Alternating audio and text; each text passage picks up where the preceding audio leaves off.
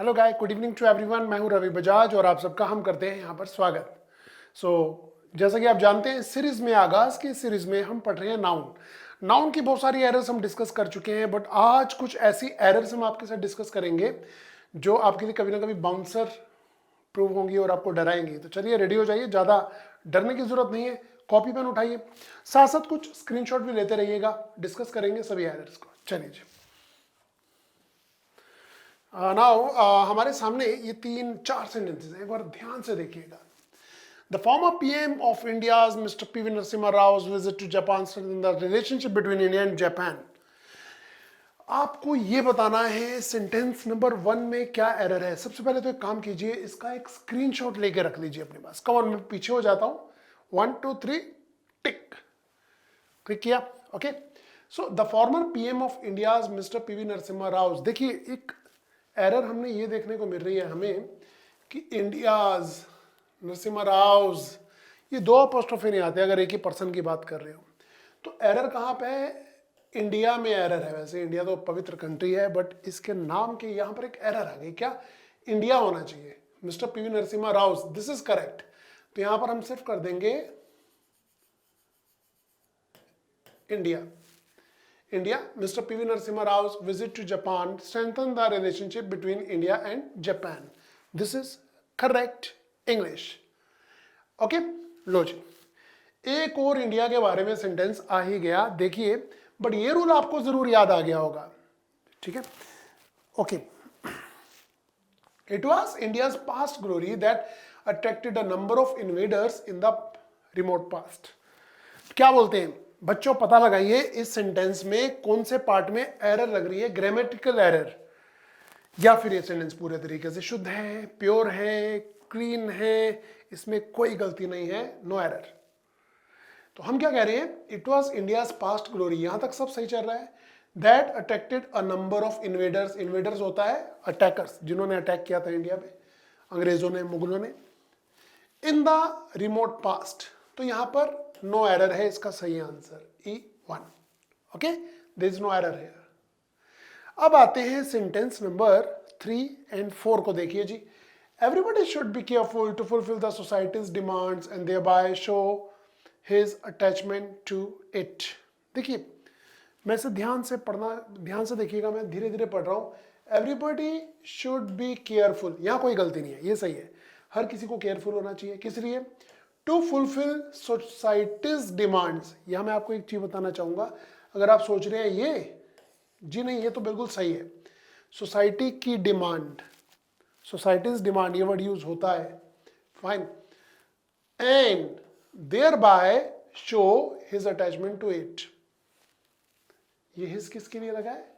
Everybody के लिए, ठीक है? तो यहां भी नो एरर है। ओके, 2 नो एरर, कहीं तीसरी तो नहीं है, हैट्रिक तो नहीं हो जाएगी। चलिए सेंटेंस को पढ़ते हैं। Everybody's business is nobody's business, said the teacher to the students. वाह, क्या बात कही है। Everybody's business is nobody's business. Line तो अच्छी है, but you will be surprised to know कि ये हमारी हो गई नो एरर्स की हैट्रिक। यहां भी कोई नाउन वाली या कोई और गलती, कोई गड़बड़, कोई और ही नहीं है, कोई अमिस नहीं हुई है। आपको पता है गलती को इंग्लिश में और क्या कहते हैं? एरर तो कहते ही हैं, अमिस भी कहते हैं। अमिस, ये भी सही है। तो ये हो गए हमारे जी 4 क्वेश्चन, बड़े आराम से डन। आइए बढ़ते हैं आगे। 5 6 7 8, मैं स्क्रीन से पीछे हो रहा हूं ताकि आप इसका स्क्रीनशॉट ले सके। कम ऑन, लीजिए पिक, स्क्रीनशॉट लीजिए। सभी सेंटेंसेस आपके सामने। रेडी? फाइन, हो गया। चलिए जी, डिस्कस करते हैं। अब हम इसे डिस्कस करना शुरू करेंगे अब हम। फाइन।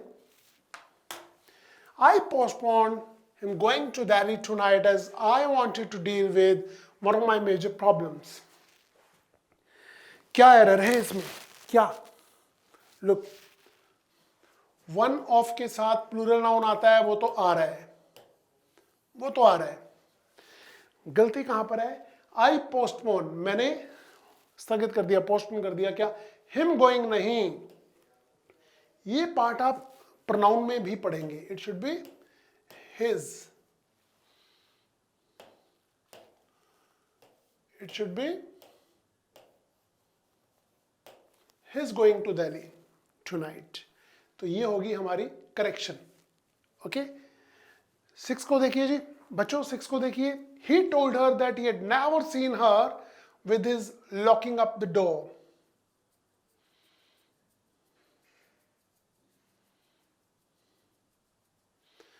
और इसे भी पढ़ लीजिए, दोनों मिलते जुलते हैं। When I arrived at the gate of his house I found his locking up the door. तो क्या बोलते हैं, he told her that he had never seen, यहां तक कोई गलती नहीं है। आगे पढ़ते हैं, her with his locking up the door, no error. I no error का तो भंडार है हमारे पास, तो there is no error in this sentence, this is correct. 7 को देखिए, क्या ये भी नो एरर वाला तो नहीं है। When I arrived at the gate of his house, I found his locking up the door. यहां एरर है, मैंने पाया, क्या पाया, उसे डोर लॉक करते हुए। तो यहां हिज नहीं होगा, क्या हो जाएगा, him is correct English, him is correct. Okay, चलिए जी, बात इंडिया और चाइना की हो रही है, तो आज इंडिया तो तीसरी बार आ गया सेंटेंस में। पढ़िए इस सेंटेंस को। India and चाइना's present conditions clearly indicate that both the countries will face a lot of problems in the coming time. भाई एक चीज आपको बताएं, आप सोच रहे होंगे इंडिया और चाइना तो बाद वाले के साथ अपोस्ट्रोफी विद एस लगता है, जी नहीं, यहां बात हो रही है कंडीशंस की। तो यहां पर गलती फिर यहां पर आ गई, क्या हो जाएगा, इंडियाज। ऐसा क्यों, क्योंकि ये जो कंडीशंस हैं ये दोनों की हैं, इंडिया की भी और चाइना की भी। Present conditions, India's and China's present conditions clearly indicate that both the countries will face a lot of problems in the coming time. This is correct English. Okay, क्या हम आगे बढ़ सकते हैं बच्चों, बताएं, क्या हम आगे बढ़ सकते हैं? Are you ready? 8 क्वेश्चंस कर चुके हैं, कुछ और हमें डिस्कस करने हैं। ये देखिए जी, come on. Keeping in view the public's demands, the company has declared to improve the quality and lower the prices of its products. Keeping in view the public's demands.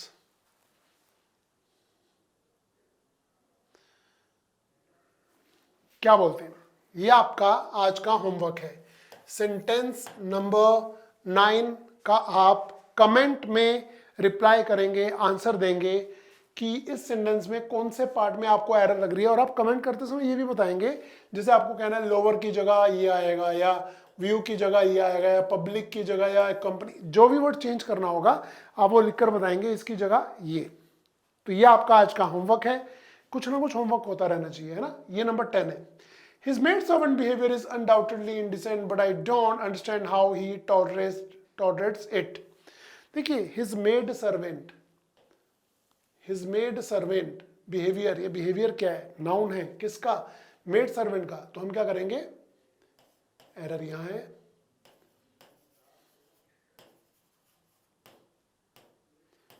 Servants, ये होगी correction, servants behaviour. His maid servant's behavior is undoubtedly indecent, but I don't understand how he tolerates it. This is correct English. Okay? 11th को देखिए बच्चों, बताओ क्या error है। All his sister-in-laws are extremely beautiful to look at, so the question of selection is very puzzling. लो जी, बहुत simple सा है। क्या लॉज के साथ एस नहीं लगेगा, सिस्टर के साथ एस लगेगा।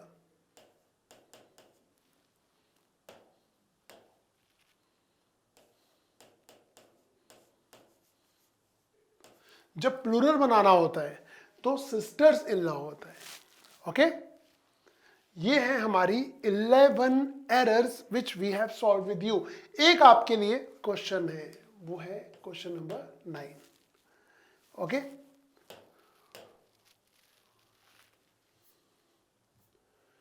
12, 13 और 14 नंबर को अब हम सॉल्व करेंगे। बट पहले आप स्क्रीनशॉट लीजिए। एज यूजुअल मैं स्क्रीन छोड़ के पीछे हो जाता हूं, आप लीजिए इसका स्क्रीनशॉट। कम ऑन, पढ़ लीजिए सभी सेंटेंसेस को अच्छी तरह, पढ़ लीजिए, पढ़ लीजिए, पढ़ लिया, ध्यान दीजिए। 12 नंबर सेंटेंस को देखते हैं। The residents of this locality are always at daggers drawn without any apparent reason। देखिए यहां कुछ ऐसे वर्ड्स आ रहे हैं जो मैं आपको बता देता हूं क्या होते हैं। apparent का मीनिंग होता है clear, okay. at daggers drawn ये एक इडियम है जिसका मीनिंग होता है जानी दुश्मन, एक दूसरे के खून के प्यासे, ओके। और जो एरर है वो उस वर्ड में है जो शायद आप पहली बार सुन रहे हैं या सुन चुके हैं। देखिए जी, ब्रेदरन कोई वर्ड नहीं होता। जो भाईचारा होता है, जो अलग अलग कम्युनिटीज के अंदर भाईचारा, हिंदू मुस्लिम सिख ईसाई हम सब है भाई भाई, तो ये क्या है? ब्रेदरन है। This is correct English. ये भाईचारा है, भाई भाई है, तो यहां एस नहीं लगता है। यही एरर है जो एग्जाम में भी कई बार आ चुकी है, एसएससी में भी और बैंकिंग में भी।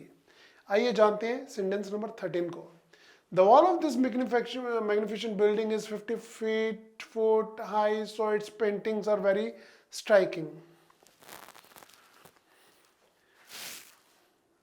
ये कंपाउंड नाउन नहीं है, तो हम क्या बोलेंगे?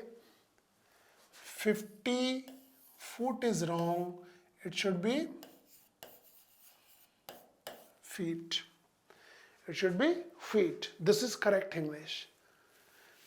14 नंबर का आंसर करिए जल्दी, सोचिए सोचिए सोचिए, पढ़िए।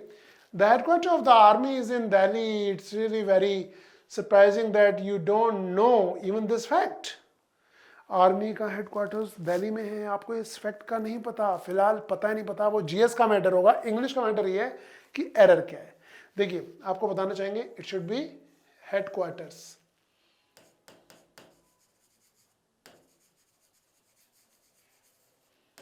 This is correct English, headquarters, okay.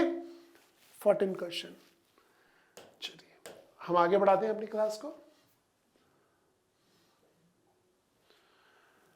If a student needs advice about, ये 15, 16, 17, 18 का एक बार स्क्रीनशॉट लो बच्चों, स्क्रीनशॉट लीजिए, आप स्क्रीनशॉट लीजिए, हम पानी पीते हैं। तो क्या लगता है? If a student needs advice about careers, he should consult the career officer।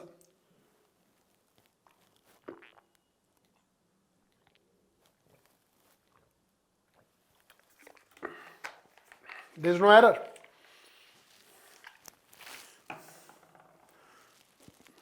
There is no error in this sentence। No correction required। ये बिल्कुल सही है। इसे देखिए, two summons have been issued by the court but you have not turned up yet। Court द्वारा 2 समन जारी हो चुके हैं बट तुम अभी तक वहां अपीयर नहीं हुए हैं।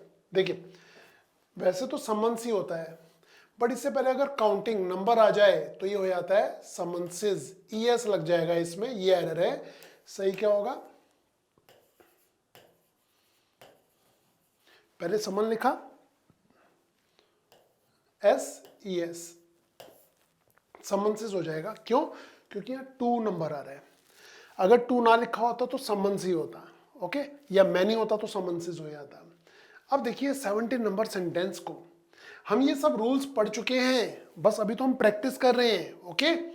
ही has bought a dozen of copies of British English grammar which is a very popular book among the students. Look, a dozen of, ये अ डजन का मीनिंग क्या है? अ डजन का मीनिंग है 1 दर्जन। जब नंबर आ रहे हो तो फिर आप ऑफ नहीं लगाते। अ डजन कॉपीज का मीनिंग हो गया 1 डजन कॉपीज। अब कॉपीज तो प्लूरल ही होगा ना। और डजन का मीनिंग है 1 दर्जन, यानी कि 12 कॉपीज ही होगा। ऑफ कब लगाते हैं? जब नंबर ना होता, फिर ऐसे बोलते हैं डजन्स ऑफ कॉपीज, फिर डजन्स ऑफ कॉपीज आता उस केस में। आइए सेंटेंस नंबर 18 को देखिए। The beautiful surrounding of the palace attracted a large number of tourist coming from abroad, क्या बोलते हैं बच्चों, क्या बोलते हैं, सुना और पढ़ा होगा आपने, it should be surroundings.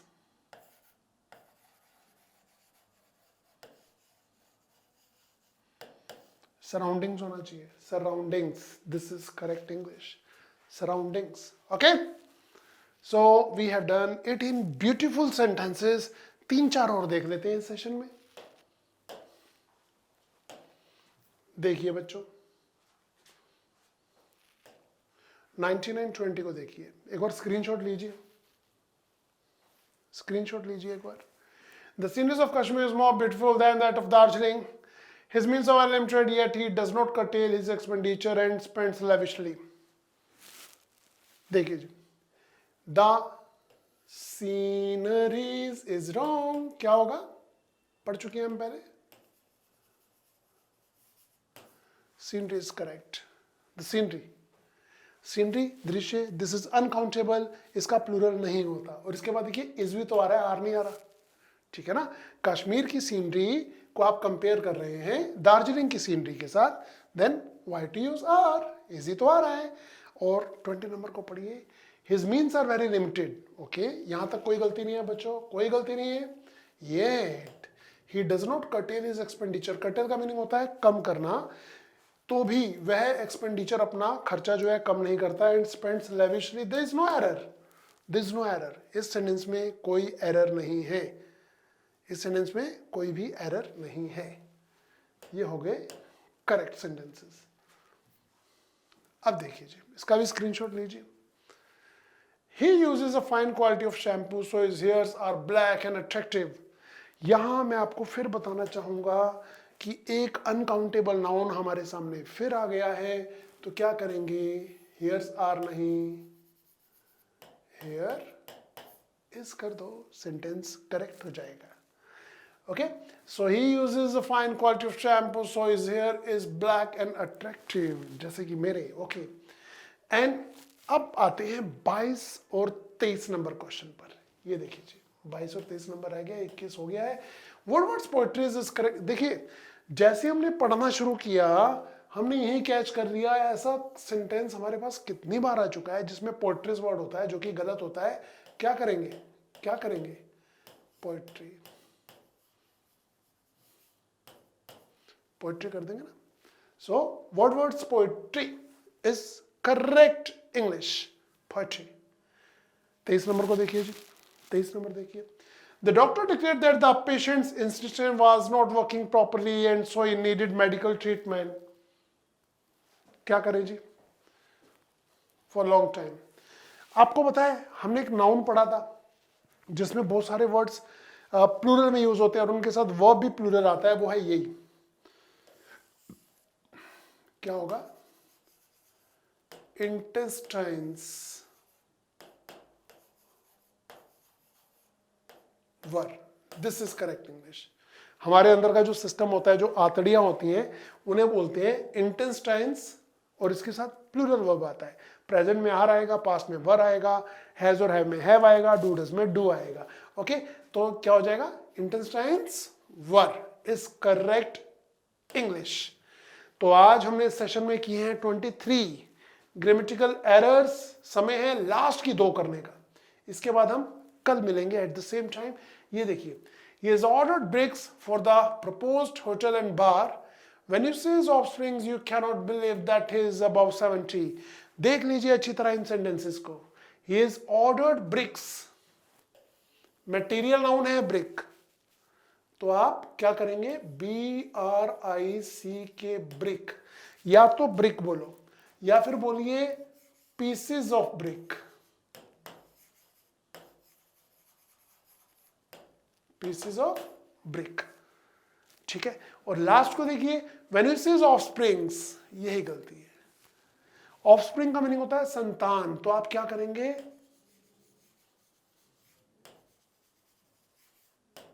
Offspring is correct English, इसमें एस नहीं आता, इसका मीनिंग होता है संतान। So guys we have done 25 errors. आप ये भी देख के बता सकते हैं कि 25 में से आपका स्कोर क्या है, 25 में से आपको क्या लगता है कि आपने कितने सही किए, और एक मैंने आपको होमवर्क दिया है वो आप मुझे बताएंगे, ठीक है। सो अभी के लिए इतना ही। Thank you very much. हम मिलेंगे कल at the same time, at the same channel, at the same place, with the same teacher, with the same students. Bye bye, take care. कल मिलेंगे. Till then, happy learning.